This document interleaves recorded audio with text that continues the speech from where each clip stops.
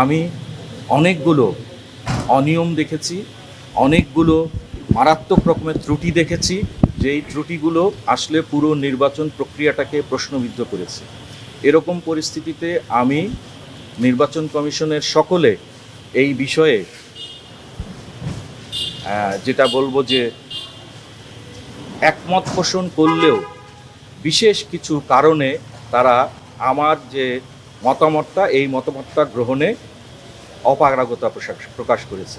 সেই কারণে আমি নির্বাচন কমিশনের ওই সিদ্ধান্তে, যখন আমি আসরের নামাজ পড়ে এসে দেখেছি যে আমি আমার মতামতটার বিষয়ে সুরাহা না করেই ফলাফল গণনা শুরু হয়ে গেছে, তখন আমি এই বিষয়ে প্রধান নির্বাচন কমিশনারকে আমার যে দ্বিমত, সেই দ্বিমতটি লিখিতভাবে জানিয়ে এসেছি।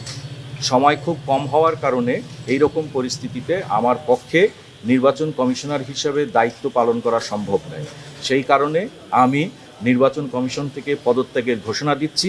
আমি অতি দ্রুত এই সংক্রান্ত যে লিখিত বক্তব্য তা আপনাদেরকে এবং নির্বাচন কমিশনকে জানিয়ে দিব।